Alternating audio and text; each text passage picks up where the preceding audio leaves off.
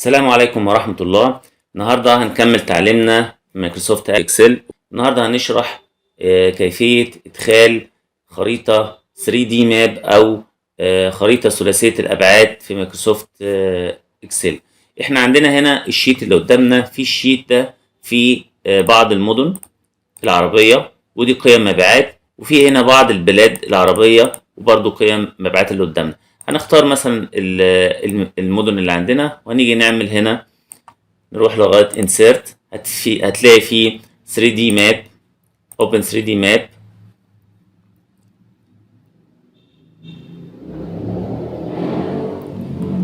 هيفتح لنا الخريطة بالشكل اللي قدامنا ده. ادي الفيد ليست اللي هي هيبدأ يشتغل عليها. فيها فتح لنا فيه الاتنين تيبل، في تيبل فيه المدينة والمبيعات، وفي تيبل البلد والمبيعات.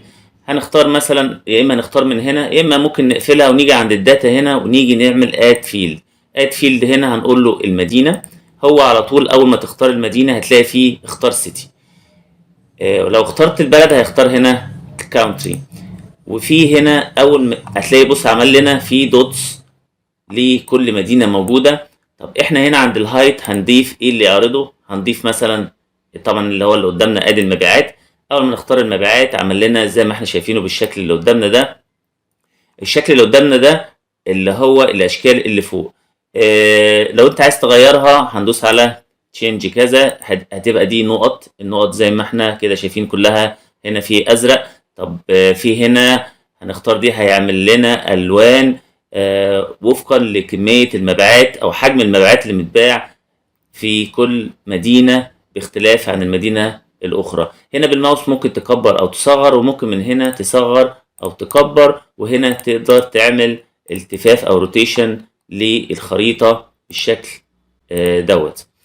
هنا في اختيار نيجي لو جينا اخترناه اللي هو بحيث يظلل كل المدينة او كل البلد اللي احنا نختارها. لما نيجي ندوس عليه كده هيجي يقول لنا لازم تبقى مع المدينة مع البلد عشان يبدأ الاوبشن ده يشتغل. وفي هنا لو شفنا هنا ال 64% دي لو دوسنا عليها هو عمل ماتش مع المدن المختارة. احنا نراجعها كلها، يعني مثلا بغداد زي ما احنا كده شايفين قدامنا. لو احنا الدنيا تمام قدامنا هنقول له اوكي، ونيجي هنا عشان نختار الاختيار ده. بدل ما هتبقى مدينة هنعمل اختيار تاني ونعمل ديليت فيلد دوت ونختار البلد. اول ما دوسنا البلد هو اختار على طول كانتري، وادي الفاليو المبيعات، وادي اللي هو الاوبشن اللي احنا اخترناه. الاوبشن ادي اللي موجود قدامنا، ودي الالوان دي طبعا اللاير ده الشكل ده نقدر نتحكم فيه ان احنا نصغره بالطريقه ديت.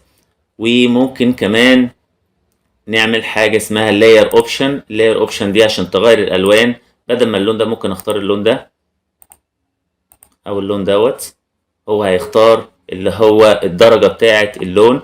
وفي هنا الكاباسيتي اللي هو الشفافيه بتاعته، وفي الكالر سكيل. في هنا حاجه اسمها كاتيجوري. لو انا اخترتها مش هتبقى البلاد بالطريقه دي، هنختارها لما نيجي نختارها كده مثلا نقول له وفقا لايه. طب هو وفقا للمبيعات. لو داس وفقا للمبيعات هيعمل لكل كميه لون. ولو انت عايز تغير في الالوان دي هتدوس بس على اي لون منهم هتلاقي اللون ظهر قدامك. انا عايز اغير بدل اللون ده اخليه مثلا اللون ده، والاصفر ده انا عايزه لون تاني.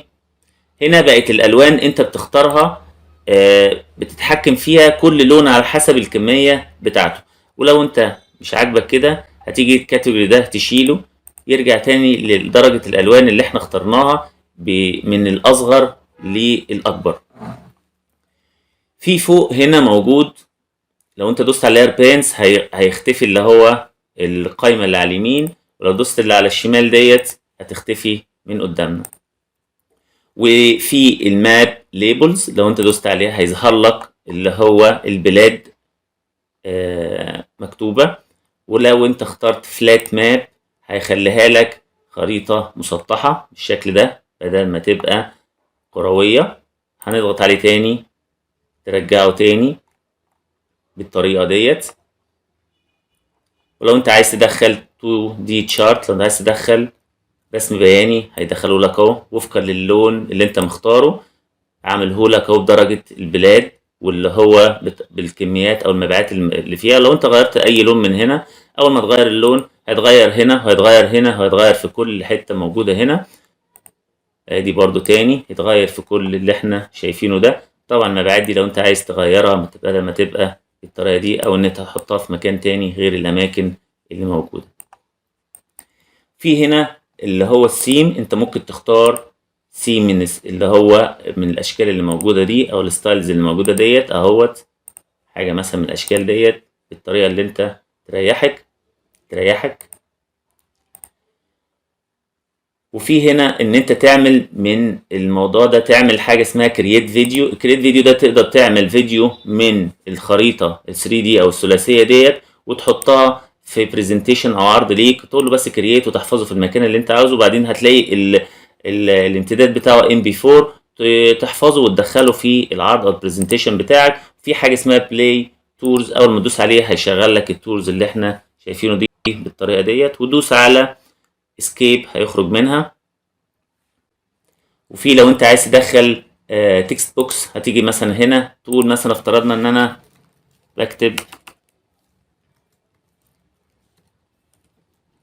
مبيعات الشركة، واختار اللون اللي انا عاوزه، وخلفية كمان لو عايز انا مثلا اعمل الخلفية دي، واقول له كرييت، اعمل لك ادي تكست بوكس باللي انا كاتبه، واقدر ان انا احركه احطه في المكان اللي انا عاوزه.